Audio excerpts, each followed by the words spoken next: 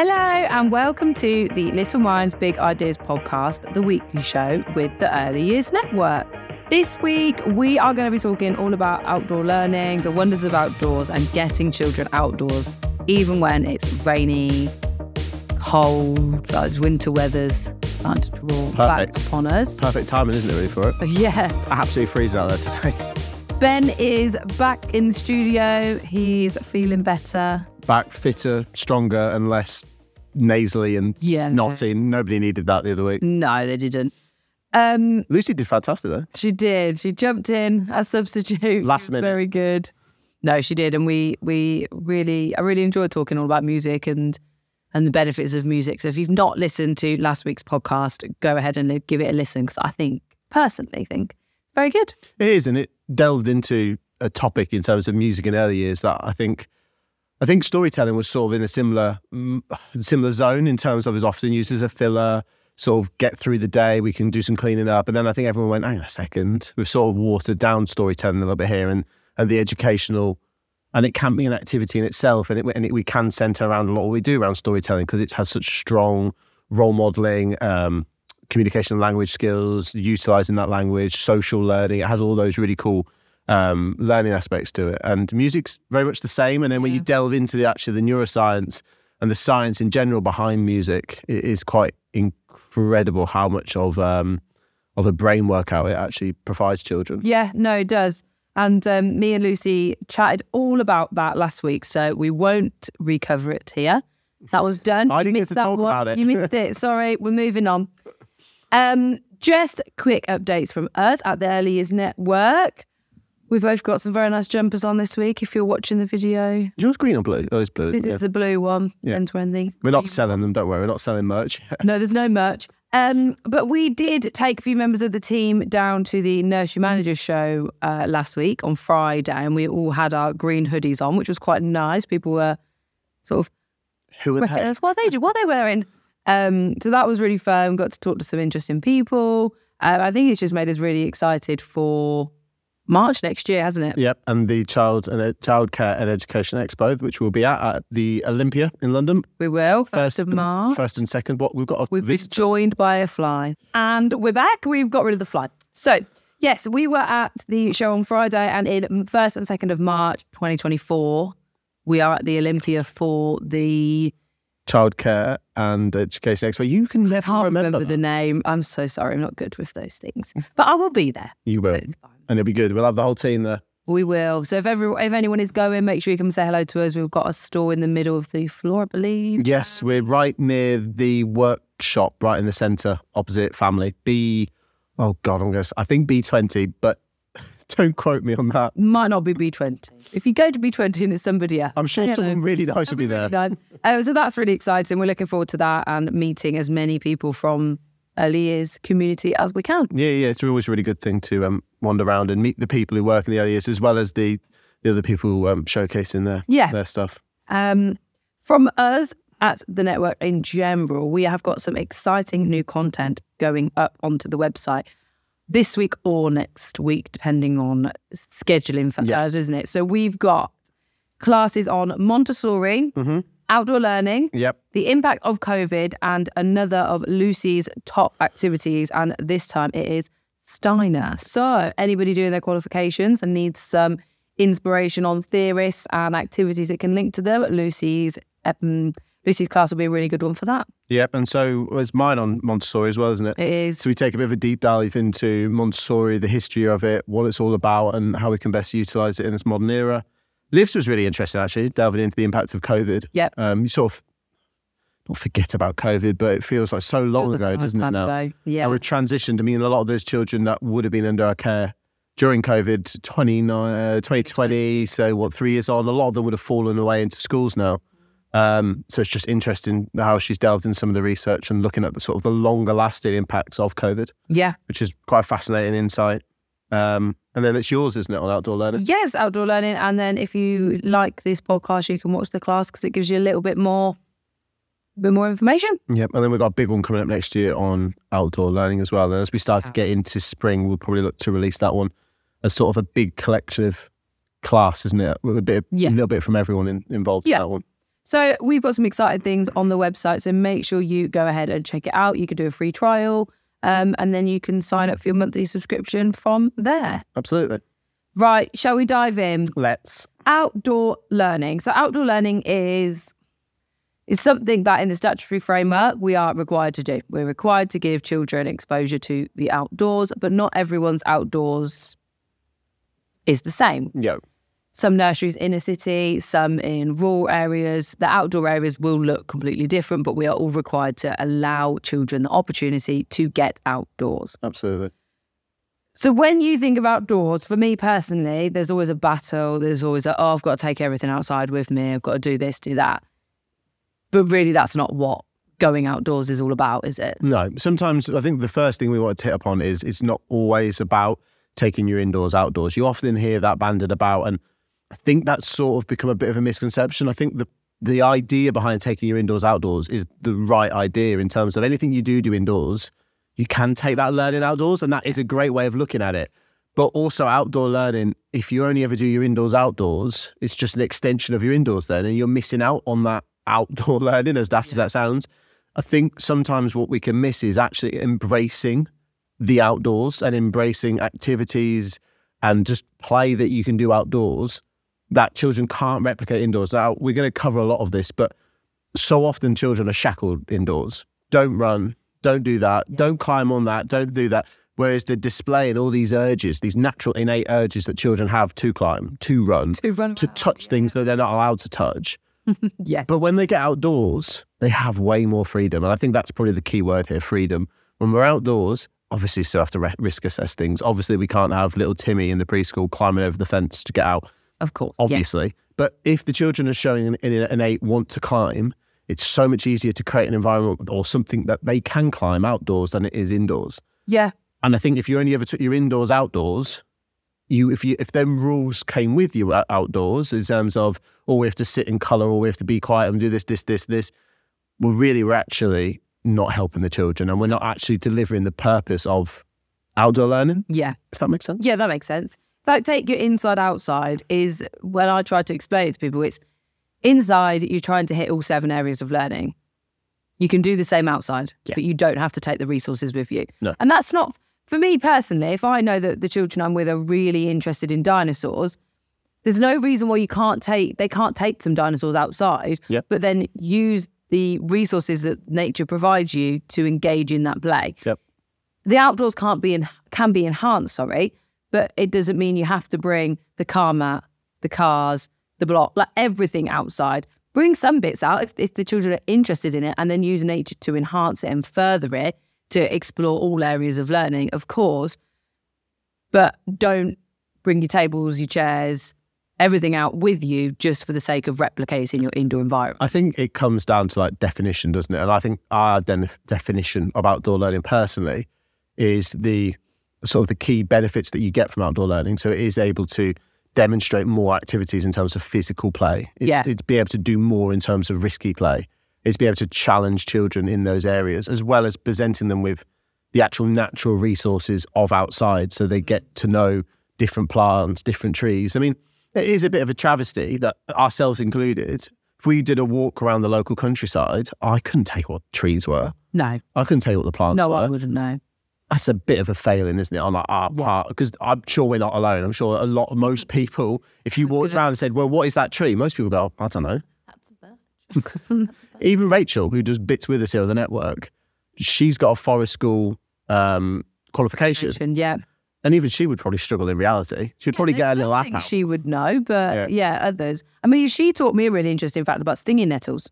Right. That stinging nettles actually benefit butterflies. Butterflies use stinging nettles. Yeah. So when people say to us, get rid of the stinging nettles, she actually said, no, you can't. Yeah. Because they are vital to and I would never have known that. So I think it's learning about the environment, and actually children will learn that stinging nettles hurt. Yeah. They will.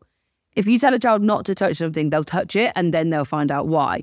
But we can't rip it away from them, because that's not the real world outdoors. Absolutely. If you went on a nature walk with your family or whatever and you come across a big thing of stinging nettles, nobody's going to come and just take them away because people are walking there. It's the natural world. So it's learning that actually what is outdoors we have to respect as much as we'd respect any resources inside. And how do humans learn best? It's from our own mistakes, and someone can tell you not to do something so many times. But we'll do it again. You will. Probably. You will.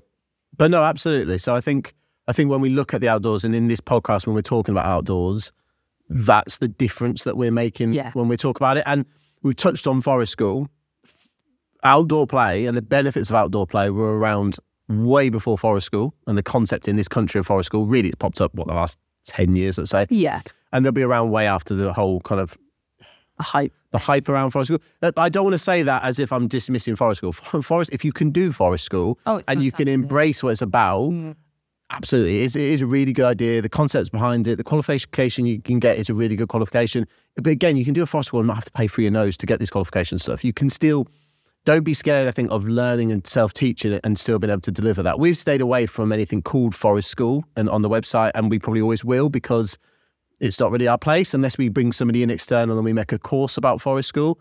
But so it comes with an idea of an accreditation, but it's not the be-all and end-all. No. You can even look in Scandinavia and what they do in Sweden and Norway and places like that with outdoor learning, and the kids are outdoors all the time and they're running around with knives and carving things, and Ofsted, I think, would probably close anyone down in England doing that within the week. Can you imagine? But it's incredible. They don't have, if you talk to anyone from Scandinavia, I can't reference it because I can't remember, but I remember somebody from, I want to say, nursery in Sweden did an interview with a early years publication online years and years ago. I can't remember who did it. And they were talking about how they never have accidents. The children are brought up around having this equipment, these knives, whether it be woodwork or whatever else they're doing out there. And there's never any accidents. No one's ever fallen from a tree and broken a limb, but because they do it all the time, does that make sense? And I'm sure there's bumps and grazes. It's embedded, isn't it? It is, yeah. I mean, it's their culture. It's what they do. And I do think, not everyone, I'm not trying to cast a wide net across our country, but I do think we are getting to the point where children, they can't even... I've seen people have show rounds around one of our settings where we have a Forest School, we have a big area, and the amount of times that the new parents to that environment are saying, no, you can't do that, no, you can't do this, and it's nothing compared to what some of our kids do up the Forest School. So yes, because you can go up there and they're like monkeys in trees. Think, I don't know. Yeah, too high for me. But it's their risk. They've got to take that risk and they've got to learn from it. And like you said, we will cover risky play, but maybe being outdoors and that taking it indoors, outdoors is something that as adults we have to learn not to do. We have to take that step and think, right, if somebody said to me, you can't take any resources outside today, you can just play outside, what is it they're going to do? Yeah. Because I personally still think having things like Play-Doh outside is really good because the natural that you can add into it is fine. Sand, same thing. You can find sand naturally outside, sand outside. It enhances it. But what are the children going to use to play with these resources? So it's like finding sticks to mark make. You don't have to use pens and paper to mark make, using sticks and stones and making pictures out of the natural resources. In the last activity post we put about natural Christmas tree. Collecting stuff, yeah. Collect things, and they don't have to stick it down.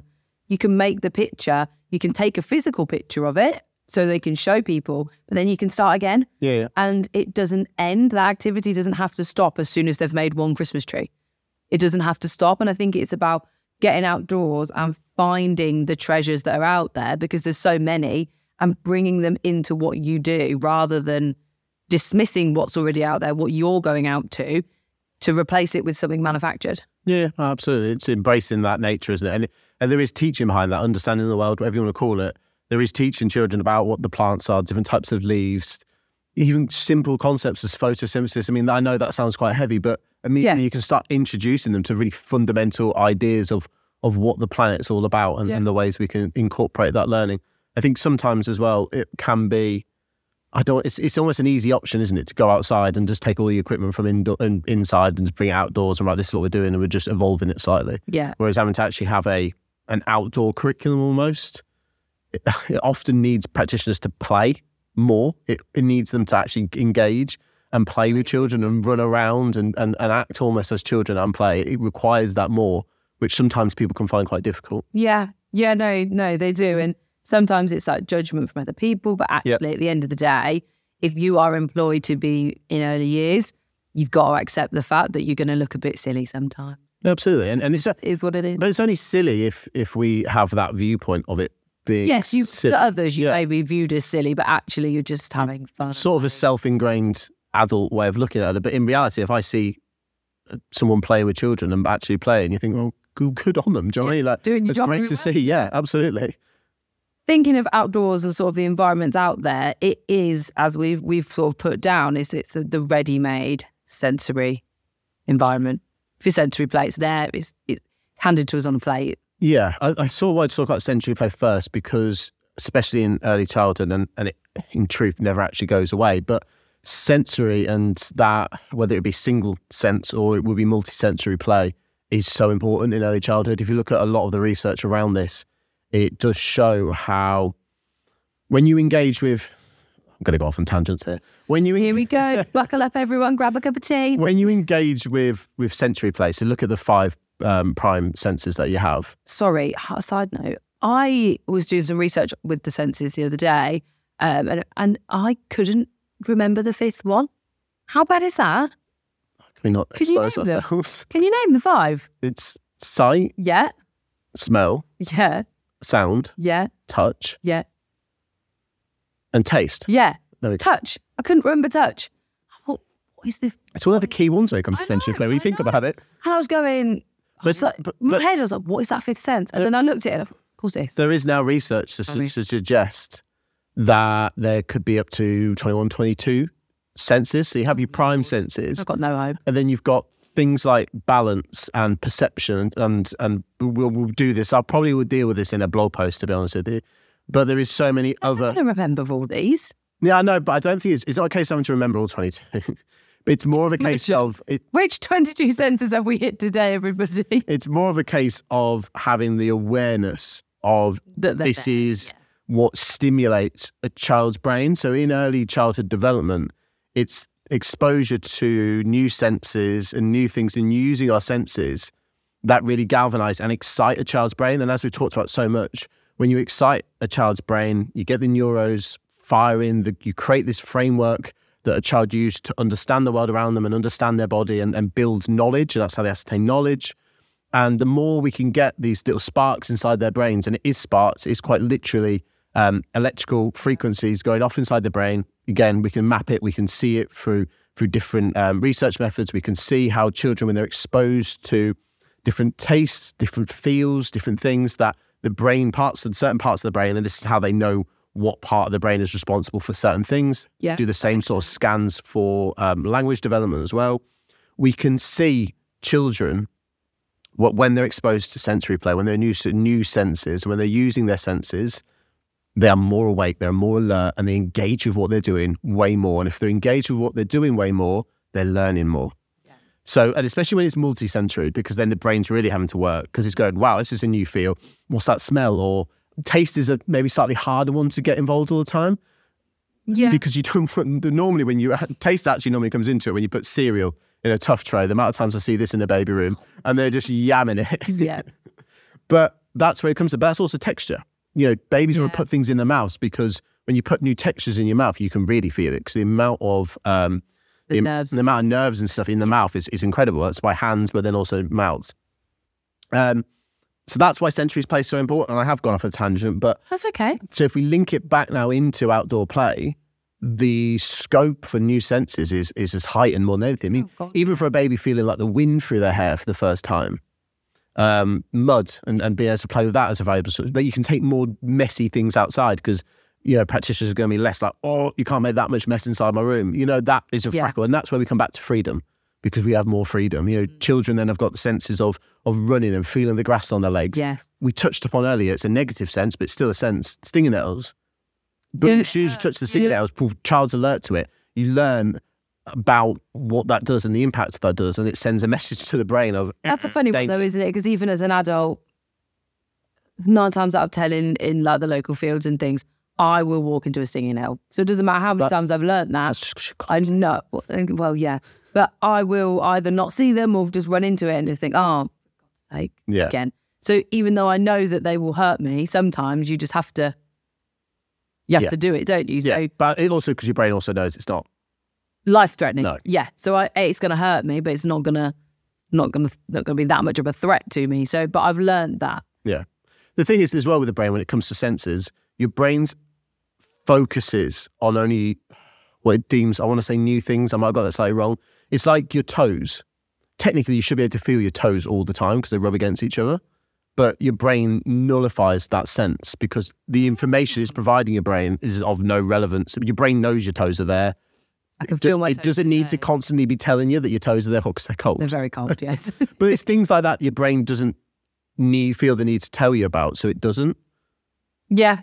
Whereas it's constantly providing you with new information. So the new sensory experiences you can provide for children, it's going to make a difference and an impact. And it carries on to adulthood, because if you think about adults and what excites them most, it is always around sensory again. So even if we talk about new foods, there's certain foods that we like, or new foods. There's textures that we do like and we don't like. And there's certain things that excite us more. Even if you talk about sex and things like that, it is sensory. There is that sensory element. Some adults love to play with things in their hands. They may not do it a lot, but if you see them going to nurseries, you've seen dads pick up like the Play-Doh and stuff and everything because it's childish, but they like that sensory. Yeah. And even like PlayStation games and everything, it's still sensory in terms of lights and the reward of that and the sounds and stuff. So there is always that element. And when you go to the cinema, again, it plays on that side sounds. Music. Yeah, live music, especially, playing music. So you don't lose that enjoyment of sensory. But when you're in early childhood and you're formulating this neurological connections, like we said, and this framework in your mind, your brain is primed for learning. You're primed for that neurological development. Sensory is massive in exciting the brain, and then an excited brain is a brain that learns and develops. Yeah. So outdoor, we keep moving away from outdoors. I was going to say. So when you go outdoors, outdoors, it's such an easy weld to bring sensory development into it, compared to indoors where you're shackled a bit more and you don't have that, like we say, freedom. Yeah, and it's moving away from that sensory has to be in a tough tray. Oh, absolutely. Sensory trays are great. Don't get me wrong. I love a sensory tray, but it's not the be all and end all of sensory. Tough trays are great. Just don't spend 30 to 40, 50, 60 minutes making it look like a scene from Game of Thrones or whatever else, Elsa's Frozen. Interesting.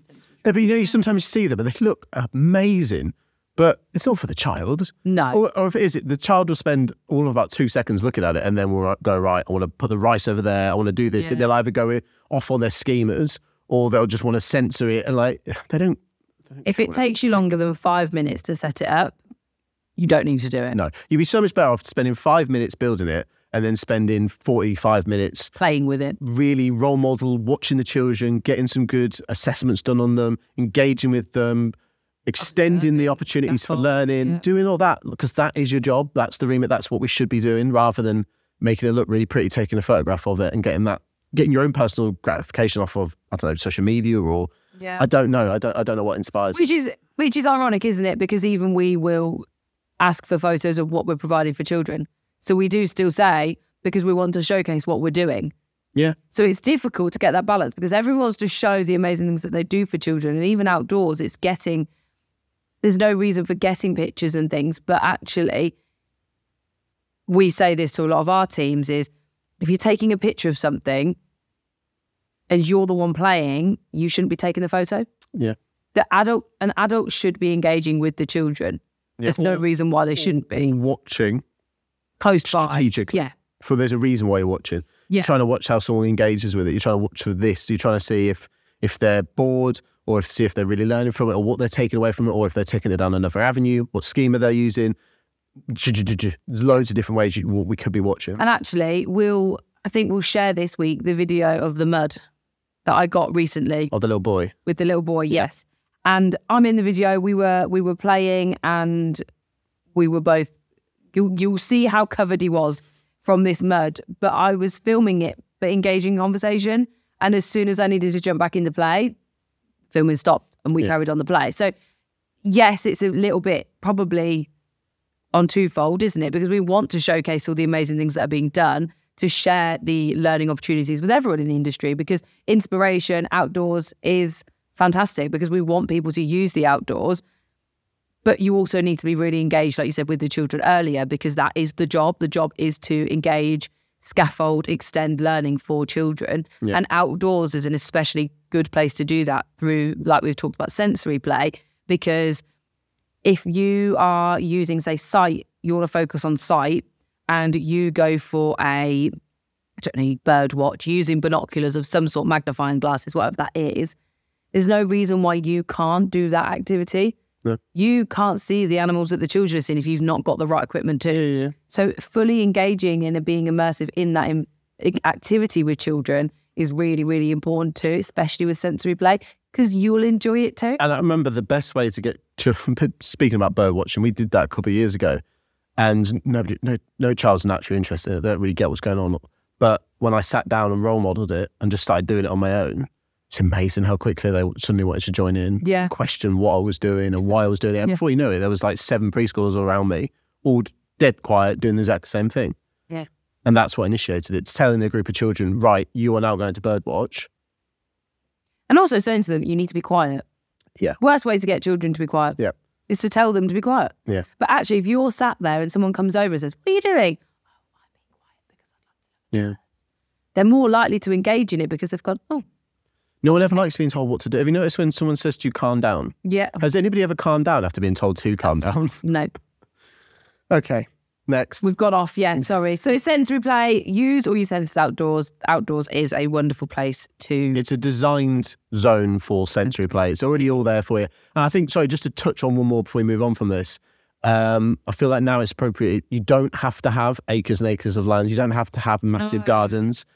Some places you'll have very small confines of gardens and stuff. If you're in the towns, in the cities, it's all about making the most of what you can do. And as long as you're getting outside and you're providing children with freedom to run, and whether you can make it as an inventive as possible, whether it's TIG or it's a game centered around trying to get children moving and to fully enjoy.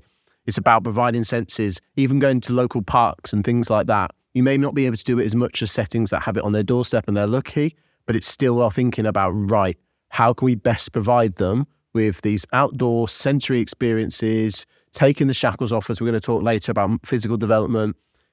It's about figuring it out the best you can do. Not everyone's going to be lucky enough to have masses and masses and masses of space and fields on their doorstep, unfortunately. It's as long as you're providing those children with the best opportunities you can, no one can ask for any more. No, and that kind of leads nicely into the next bit we're going to talk about, which was getting away from overstimulating indoor environments. So indoor environments can be quite overstimulating with noise, resources, colours, sounds, like everything that's going on in there. Somebody, if you're in a setting, if you've got an enclosed setting, you might be able to hear the washing machine or the dishwasher. There's all sorts going on noise-wise. I think sometimes you can get used to it as well. I think sometimes you, from an external, because I walk into a lot of settings, sometimes you walk into it and you go, this is crazy, because you've got the Alexa blaring out some sort of songs, you've got colours and everything, you've got children. Like, sometimes I don't think we sometimes truly realise the amount of chaos going around us. And for certain children who have walked in at the same time I've walked in, because it's not like school, kids do just walk in, it can sometimes be so overwhelming. And we just assume children live on this constant high of like go, go, go, go. And a few do. Some children do. But some don't. And some need to have less stimulating environment. The indoor environment can sometimes be very stimulating for children. Yeah. And it's getting outside is just kind of escaping that for a little bit. It is. But it's also allowing children's well-being to thrive outdoors. It can be calming. It can be... There's a lot of children. I personally worked with a child who had selective mutism, and outdoors, he actually just thrived because it's not as enclosing. You don't feel on top of you. And selective mutism is an anxiety, is about anxiety disorder. And actually being outdoors, you can see what's going on. There's no worry about who's going to walk through the door next, who's going to talk to me next. You've got your own space a bit more, haven't you? Yeah, it's open, and actually the children they just feel a bit more relaxed when they're outside. Whenever I walk the dogs and I'm just wandering around the fields and things, it can be really relaxing because you just think, oh, right, I can breathe. I've got 5 minutes and there's nobody running around. It's freedom. Adults are the same. You can sometimes, if you've got a job where you're in an office block, for example, you've got all this fake lighting on all the time, those horrible fluorescent tubes. and you're staring at a computer screen, you feel trapped. You feel, I don't know, sometimes you feel dirty. Do you know what I mean? Like you can feel, sometimes you just want to get out and have a bit of freedom and a bit of fresh air, and you're not trapped in this fake light, overstimulating, but also the air quality inside is never as good as outside. Like, there's all these factors that children won't understand. The little Timmy won't be sat there in preschool thinking, oh, this fake lighting's really giving me a headache, or it's sometimes or too loud. They haven't got yet the skills from a self-regulatory point of view to be able to go, oh, miss, I'm finding it a bit overwhelming at the moment. Can I just step outside? Instead, they'll cry, they'll bite, or they'll do something to demonstrate it. 9 times out of 10, they'll be told no at school. Yeah. Can I take 5 minutes outside? No, you can't. It's not the time to go outside. Because you've got to be quiet and learn. Yeah. But actually, they're not in a space to sit down quiet and learn because there is all these things going on. I know. And we're not slandering indoor environments and parents do things inside. No. But I think today's conversation is around actually the benefits getting outside no matter what the weather can bring. And now we're talking about emotional benefits and well-being. And it's not just in terms of that feel-good factor, because it does give you a feel-good factor. It does promote inside your brain. It just gives you boosts of chemicals. I mean, we know that exercise is one of the foundations, along with sleep and nutrition, for healthy brain development. And we're going to talk about physical development soon, but physical development, even in adults, has such a massive benefit for emotional well-being. If people are struggling with depression, anxiety, and things like that, just getting out and doing some exercise will have a great benefit. It's been proven. It releases chemicals inside your brain. It gives you hits of almost pharmaceutical level drugs, and it makes you feel better. It's got natural antidepressant values. Yeah. Does get involved in doing exercise. That's tripled for children. Do you know what I mean? The benefits of it and the effects of it are tripled for children. Then we also have benefits of self-regulatory skills because of the type of play children engage with outside. Yeah. Often it will be a bit more social, turn-taking, physical exercise. If they're learning how to climb something for the first time or taking part in climbing, they'll quite often fail. And how do you deal with that failing? Again, of finally succeeding and watching somebody else succeed and being proud for them. And it's all these positives that a child can start to feel once they've gotten over that initial failure to begin with. Yeah, and how dealing with rejection or failure is a really difficult thing for children. They've got to learn that. And outdoor play is a particularly good environment to be exposed to that, because you won't be exposed to the same level of failure most of the time indoors. No. Failure sounds like quite a harsh word I'm using, but disappointment of how things go and doing things. And even when it comes to building things, if you've set them a challenge, there's that element of self-regulatory skills to learn from it. And equally from a self-regulation point of view, it's trying to deal with the fact that sometimes you're a bit cold and sometimes you're this or that, and you have to be able to deal with it in a way. Do you know what I mean? It's almost that having that bit more robustness in terms of the cold, but it also problem solving as well that comes. It is, yeah. If a child is cold and needs the gloves on or etc., they have to figure out which part of their body is cold and what they're going to do about it. But then there's other children who never feel the cold and that's fine. So it's individuals problem solving for themselves as well. And also in terms of well-being, it's that being able to share, that ability to share with others is huge. And if you're outdoors and you're climbing a tree and the rule is one person in the tree at a time, you have to learn that you will get a turn, but you just have to wait because there's safety reasons behind it. Now, at first, 20 kids might be trying to climb that tree and it's going to be absolute carnage. If you set the boundaries from the off, they have to learn that's the rules and that is how we do it. And from a well-being point of view, everybody knows where they stand. So there's no surprises for anybody. Nobody's going to be disappointed. Nobody's going to be this or that, because actually we are in a position where I know the rules, you know the rules. If we all follow the rules, we'll all be feeling a little bit absolutely better. Does that make sense? Yeah, absolutely. So physical development that comes with it, we just talked about climbing trees and things. So physical development, outside children have that opportunity to run and jump and climb and all those gross motor skills that they have the urges to naturally do, they can outdoors. I think we've spoken a lot about topics that cover sort of physical development. I think it can't be underestimated how important physical development is. We talk so much about cognitive development and brain development, and we talked a lot about that from a sensory.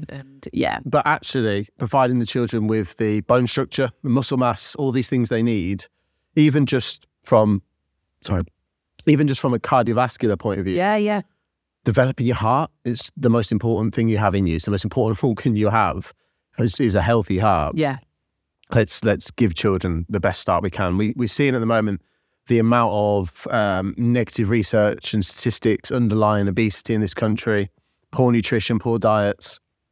Let's give children the best start they can do from a physical development standpoint. Yeah. And let's get the country more active, and let's start that from early years. Teaching them the actual physical benefits of running around. Like if a child has been running and running and running, have them feel their heart, have them feel how fast their heart is beating and ways to slow it down, practice breathing techniques, have some water, calm, show them the physical things that are happening to their body whilst they're playing. Yeah. It's a very valuable tool because as adults, we know what happens when we run around, we get hot, we get sweaty, heartbeat raises, etc.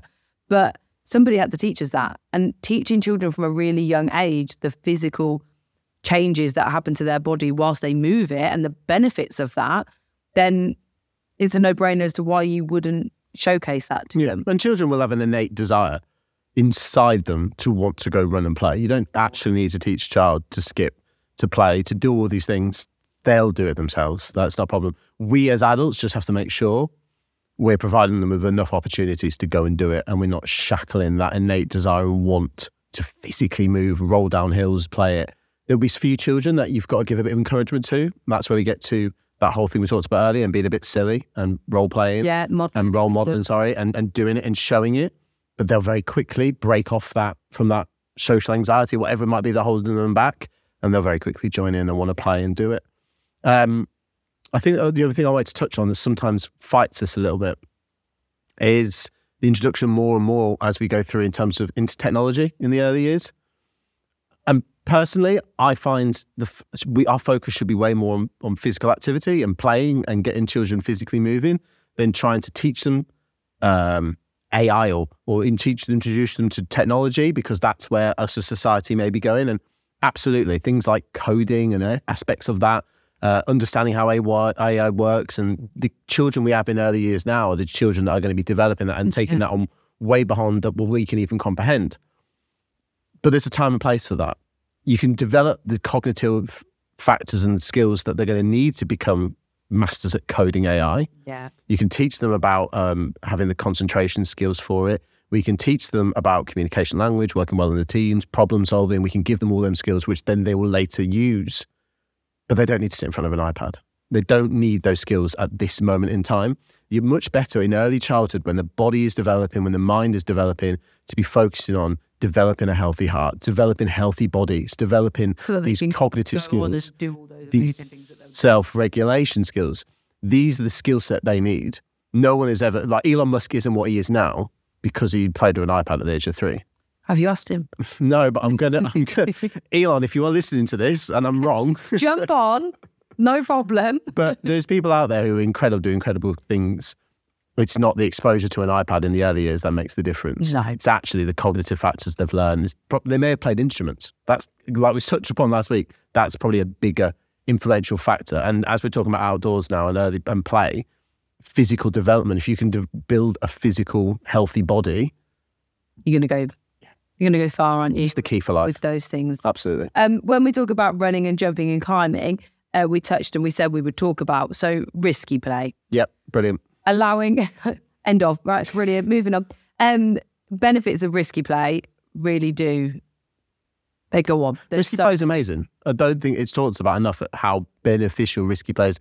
And the problem is, everyone in the industry is absolutely petrified, quite rightly, because of the rules and regulations and Ofsted and parents' reaction of producing environments that present risk to children, because I don't want to risk my business and get shut down.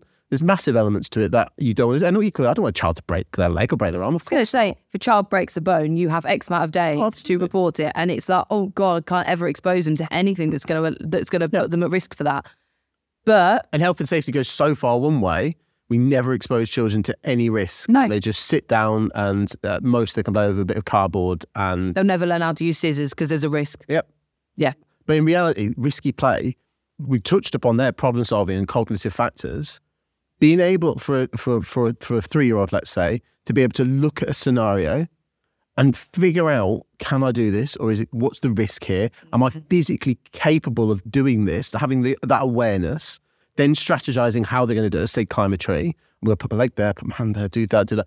The amount of mental benefit and stimulation coming from that opportunity to take part in something slightly risky far outweighs any accident. You can have a freak out. A child could run down a very safe corridor, slip, bang their head on a wall and really hurt themselves. Like, there is risk in everything we do in life. Yes, there is. There's risk the child jumping in the car with mum to come to nursery. There's a risk. That's a much higher risk on the roads than there is anything at nursery. Yeah. And as long as the risk's in the right place, as long as you're not cutting safeguarding corners or producing risk in those areas, we're talking strictly in terms of play. And learning and development. And I always in my head, I go a little bit to the work of Lev Vygotsky in terms of providing children with opportunities to play that are ever so slightly outside of their own ability to grasp. So if you know what they're trying to do is just a touch out of their remit, they might surprise you, but the odds are they're going to need adult help or assistance somewhere along the line. Even if that's just no, actually try and put your arm there and do it there, or do this. You're giving them a bit of wisdom. The element of risk that is the best way of almost providing that scaffolded learning opportunity. Does that make sense? Yeah. Because that's when a child's most outside their comfort. And then we can talk about the emotional aspect of it in terms of self-regulation and presenting them with difficulties and presenting them with opportunities to actually deal with, whether it be upset, pain, frustration. That's a big one. Be able to deal with the frustration of not being able to do it, even though they really want to do it. Well, okay, now you're in that upset, you're in that moment of frustration. What are we going to do? Let's calm down and let's think about what your options are and how you can do it. And through co-regulation, through talking to them, you then are presenting them strategies for self-regulation. Does that make sense? Yeah. And I'm sure I'm missing out lots of examples, but these are just some ways that we can think about what risky play can do. And yeah, it's a difficult one because then people listen to this and think, right, we're going to introduce more risky play. You don't want to go too far with him, present opportunities where children can't. You don't want to set it up that children are going to fail, but you also want to set it up in a way that you really are presenting them with an element of. I think risk is probably the wrong word. I think risk is what puts people off, that idea of a risk. But it's also that we are all, as individuals, presented with risks and decisions and frustration every day. And if we take that away from children in early years, like you said, they'll never learn those skills behind it. They'll never learn the social skills that come with it, the emotional skills, regulation skills, etc., the physical skills that come from that risk or decision making or it's almost troubled play. Probably best to call it challenging play. Do you know what I mean? Like, because there's no challenge to it. But if you never provide children with how to deal with that and what their personal limits are, they're going to grow up and either think, I can do everything because I've never been exposed to anything that's provided me with a challenge, or scared to do anything. Children that do not want to participate in anything because they don't know how far their body can take them. And both of them is a risk because as an adult, we face disappointment. As adults, you're not going to get every single job you apply for. You're not going to be in a successful, every single relationship is not going to be a successful one that you're in, whether that be romantic or friendship. Yeah. There's disappointment and there's risk to everything that we do. And learning what disappointment feels like from a young age and learning how to cope with that is really important. And if on the flip side, we don't want children to grow up into adults who are scared to participate in anything because they don't know what their body is capable of. Yeah. So it's finding that balance of not allowing children to be too disappointed and give up, but also never exposing them to anything so that they don't learn what they're capable of, what disappointment is, It's like woodwork. You know, woodwork's a massive one that is deemed to be risky. And a lot of parents probably go, oh, I don't want my little boy involved with woodwork at that age because of the risk involved around it.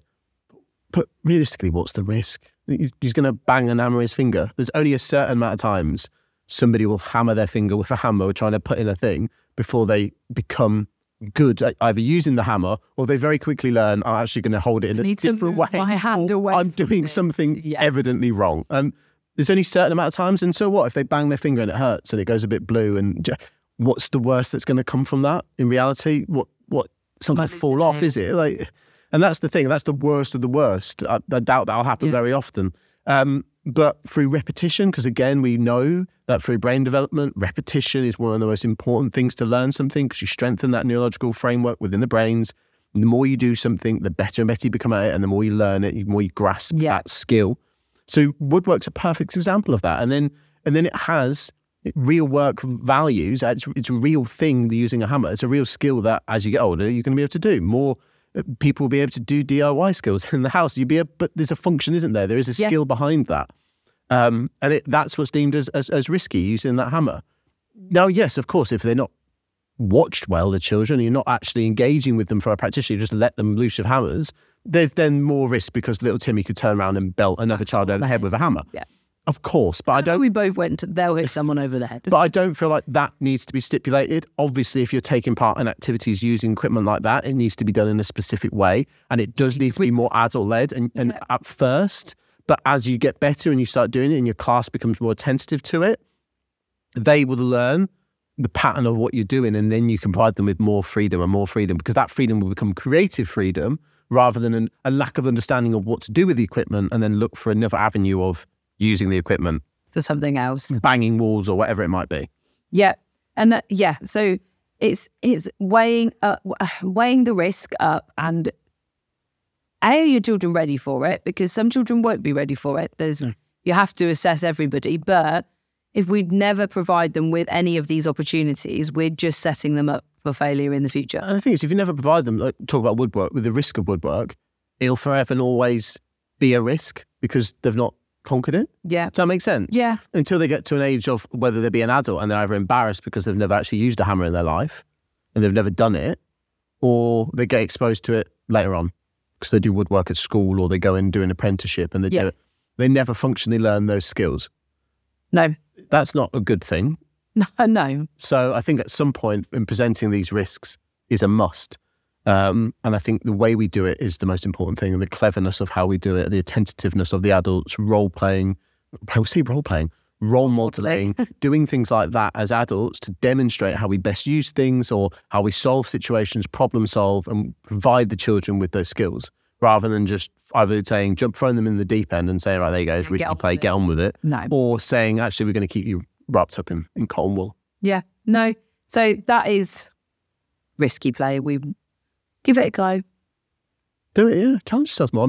It comes down to parent communication as well. Communicate with your parents. If you're wanting to start elements of woodwork and you want to embrace that, or you're going to start doing these other bits. Even tree climbing. Yeah. Just communicate with your parents. So this is what we're going to be doing. Make sure they're wearing the right clothes. Don't try and start doing clee climbing. Don't start trying to do tree climbing in a pair of jeans. Or a dress. Like, I wouldn't do that. That sounds horribly impractical. How can you get the right movement? You could climb a tree in a dress. Dresses actually wouldn't be that bad. No, I could probably do it in a dress. You've got lots of... Not restricted, are you? Whereas in a pair of jeans, you're horribly restricted. So I think it's communicating about the correct clothes. So we're going to end with some questions on outdoor play. Yep. Sleeping outside, thoughts, opinions, etc. That was kind of the question. What do we think? Right. You're quite passionate about I love sleeping outdoors. I think it's great. I think if you can do it, do it. You have to risk assess where you are. All types of weather in England bring complications. I imagine England's one of the slightly more difficult. But then say that then you haven't got the extreme of heat that other nations have. I think it's difficult in the winter. I would probably be yeah. Oh, God, yeah. You've got to have thermal blankets, etc. You've got to put investment in to sleep outdoors in this country in the winter months, yeah.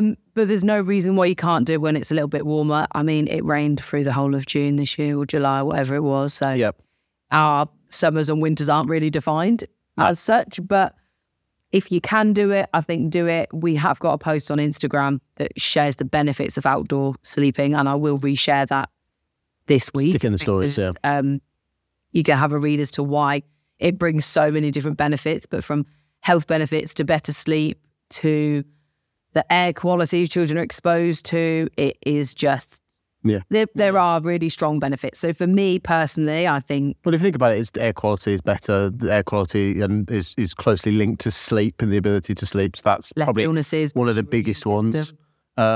And then just again, we go back to sensory, probably feeling the wind. A lot of people, I know this isn't the same thing, but a lot of people find it easy to sleep when they're on boats because of that rocking nature. It goes back to being a baby, being rocked. So yeah, I'd agree. I think in the spring months, definitely look, and I think you have to persevere with it. It's not going to happen overnight. No. Children won't get acclimatized to it that fast. So if you only do it 2 or 3 times and then you think, oh, it's a pain in the ass, I'm not doing it anymore, you're probably not going to give yourself that chance to succeed. But stick to it 2 or 3, 4 weeks, and I think you'll see the benefits of it. Yeah. The next one was ideas of getting babies outdoors in the winter months. Yeah. For me personally, that is what they're wearing. You have to be prepared. Babies have to be prepared for it. They can't tell you that they're hot or cold or however they're feeling. So it's communication with parents in that just because your child's in the sleep room, they will be going outdoors. Yeah. I think you have to remember for babies as well, they don't quite have that ability to warm themselves yet. They don't physically move as much. So you've probably got to give them a little bit more of a fighting chance. Yes, exactly. Yeah, exactly. Because they don't have those regulatory skills. No. Not even the slightest. But also, it doesn't... You don't have to just go out in the garden and play. Like, you could go for a walk. You could get in the prams and get them outside in different ways than you would a preschool. I think naturally babies going outside is slightly more, probably closer linked to the benefits of sleeping outdoors for preschoolers in terms of being that calming, getting that good quality air through their lungs, bits and pieces like that, as opposed to the benefits. Because we were talking about earlier about preschoolers, it was all about, I say preschoolers, but twos and preschoolers, those young children. Yeah. It's about having freedom. Whereas babies don't really have that freedom anyway because they haven't quite yet figured out or haven't quite got the physical development to take advantage of that freedom. Yes. So I think it's probably a bit more about giving them those sensory activities, utilising outdoor resources, and then doing that in an environment that they are warm, comfortable, sort of. Exactly. Yeah, exactly that. And then our final question is, what do you do if children do not like going outside in the rain or the cold? Yeah. For me, you can't. If you force a child and tell them that's what is happening, no choice, there's no communication, there's no nothing on it, you're going to hit that wall and it's going to be difficult and you're going to be met with an emotional response that you don't like. And that goes for anything, doesn't it? When you tell a child to do something and you go in head on with them and you do it in such a dictatorial way, you're always going to produce that trigger that's going to get that emotional response that then that leads to what we would deem as bad behaviour. Yeah. When in reality, there is many more ways of solving that issue, whether it be through role modelling and doing things like that through play, that you're going to convince the child, or not convince the child, again, that's the wrong terminology, but show the child and try and engage their excitement towards it and their interest towards it. I think another benefit of that comes from finding more about that unique child and what stimulates them and bringing that to the fore through outdoor play and stimulate. We talked about this briefly previously about the bear hunt, whether that be something they find exciting or whether that's just a popularly used methodology. But you could then incorporate that outside.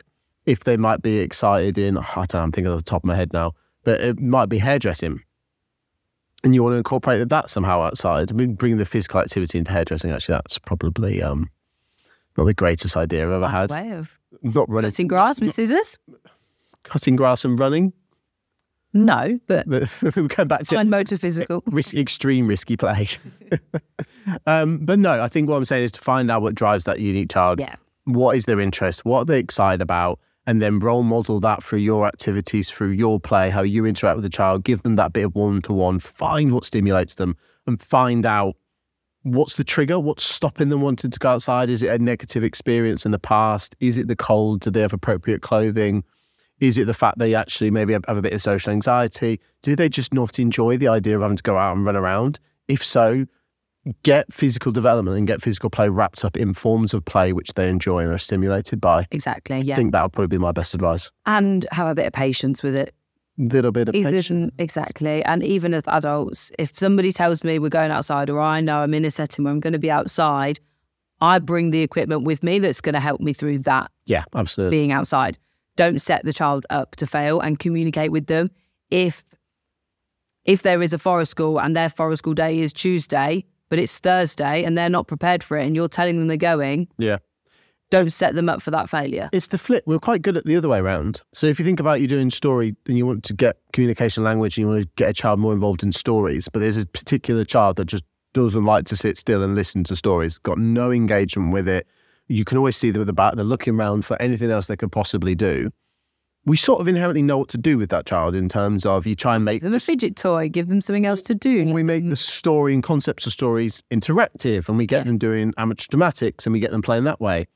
It's about having the same reverse skills for children actually that don't want to go outside and run around. That individual child who probably struggles with concentrating is probably incredibly stimulated outside because they want to burn off that energy. So they're in their realm of success almost. I mean, they're in their realm. the other child, though, who might be really attentive to stories and love it and drive off that adult interaction and listening, then also when you present outside, might go, not for me. No. But it's about finding ways. So that's the same we did with the other child in terms of turning stories into actions. It's about creating physical activity into something that they would enjoy. They enjoy. Cooperate with. Yeah. That would be what we would say. Patience, take it and view that child as the individual that they are and deal with their interests at the heart of what you're doing. Yeah. So that is this week's weekly show. Outdoor learning. Outdoors, give it a go. Thanks for coming into work today. No problem. I won't phone in sick next week, I promise. Yeah, I hope you have enjoyed this podcast. I hope you've taken something away from it with outdoor learning and can reflect on what you're possibly doing or not doing at the moment and how you can incorporate and embrace the outdoors a little bit more in your early years environment, whatever that might look like. Okay, that was us this week. I hope you have enjoyed. Let us know on Instagram your thoughts, share your opinions on your outdoor learning space, and we will see you next week for another weekly episode. I think next week we'll follow the idea of social learning. I think we're going to be talking about social learning. So, yeah, look forward to that one. We will see you then. Yep. Enjoy the rest of your week, and we will see you in the next one. Well, indeed. Goodbye. Bye.